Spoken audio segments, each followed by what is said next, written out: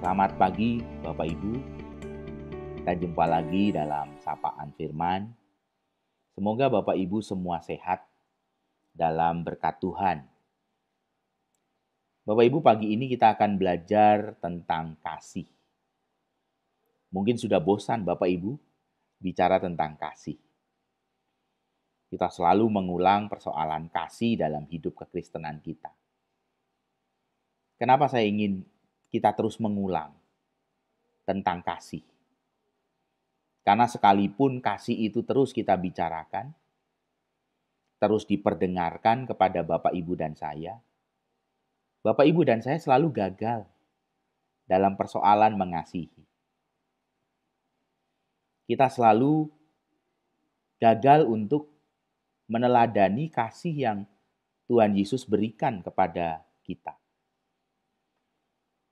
Kita mungkin bisa mengasihi orang yang mengasihi kita. Kita mungkin bisa mengasihi orang yang peduli pada kita.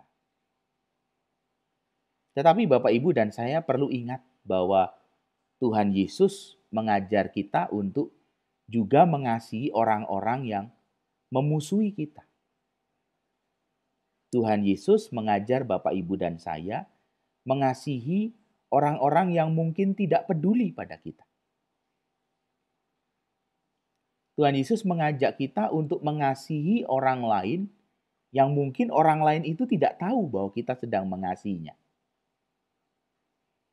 Ada sebuah cerita. Seorang nenek turun dari bis di sebuah halte untuk menunggu bis yang lain. Di halte itu sudah ada seorang anak muda yang juga sedang menunggu bis. Lalu anak muda ini yang sedang menunggu bis di halte itu bertanya pada nenek ini. Nenek nunggu bis nomor berapa?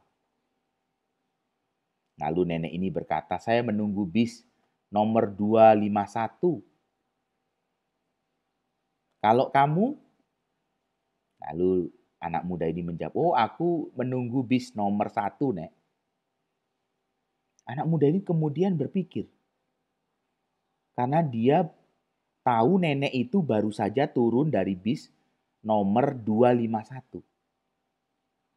Nenek itu turun dari bis nomor 251 di halte itu untuk menunggu bis nomor 251. Anak muda ini merasa aneh. Lalu bertanya, bukankah nenek baru saja turun dari bis nomor 251?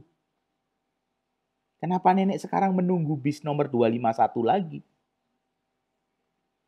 Lalu nenek itu berkata, saya sengaja turun dari bis nomor 251.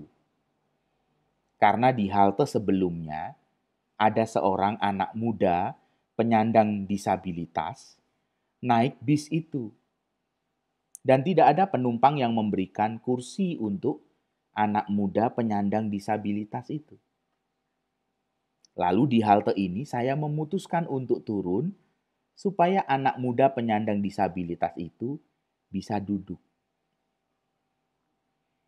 Anak muda ini berpikir, kalau nenek memberikan tempat duduk nenek untuk anak muda penyandang disabilitas tadi, kan nenek gak harus turun. Lalu nenek ini berkata, iya betul. Tapi mana mungkin anak muda penyandang disabilitas tadi mau duduk di kursi saya. Kalau dia tahu bahwa yang memberikan kursi itu adalah seorang nenek.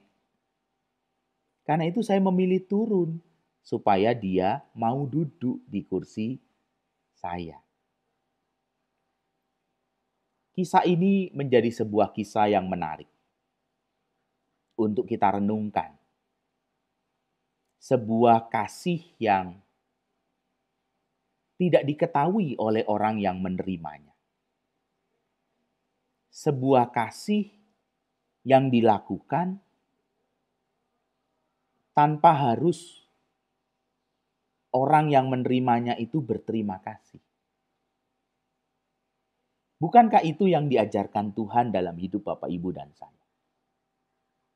Kita diajak untuk mengasihi, bukan untuk menerima ucapan terima kasih. Lakukanlah kasih itu. Karena memang kita mau mengasihi. Karena kita diajar Tuhan untuk mengasihi seperti demikian. Tanpa alasan-alasan menurut perasaan kita sendiri. Kasih, lakukanlah kasih. Kita akan membaca firman Tuhan dalam Injil Matius 5 ayat 45. Matius 5 ayat 45. Karena dengan demikianlah kamu menjadi anak-anak Bapamu yang di surga, yang menerbitkan matahari bagi orang yang jahat dan orang yang baik, dan menurunkan hujan bagi orang yang benar dan orang yang tidak benar. Itu ayat yang kita kenal di dalam Injil Matius 5 ayat 45.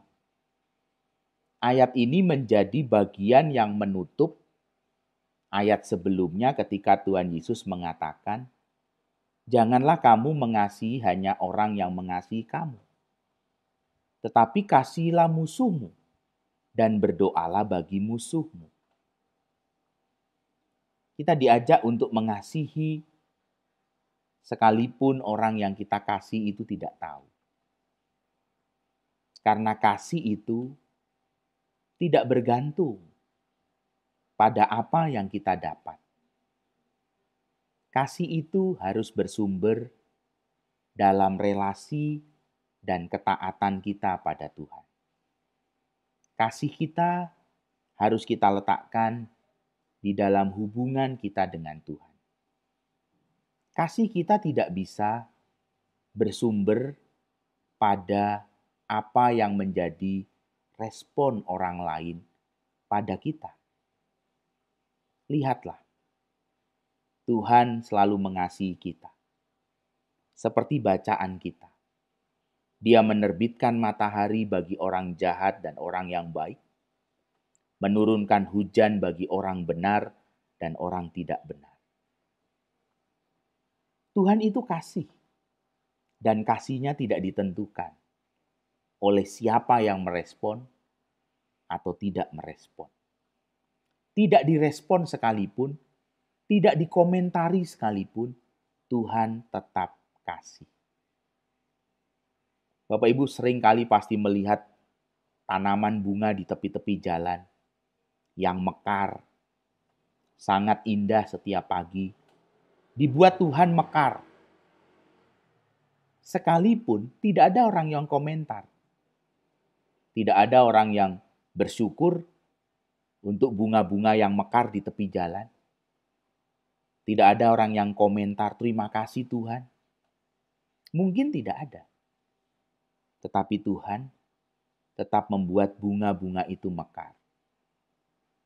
Demikianlah kasih. Mari kita bersama melakukan kasih seperti itu. Tidak mudah, tetapi kita punya Tuhan yang sudah melakukannya untuk kita. Mengasihi kita dengan kasih-Nya yang besar.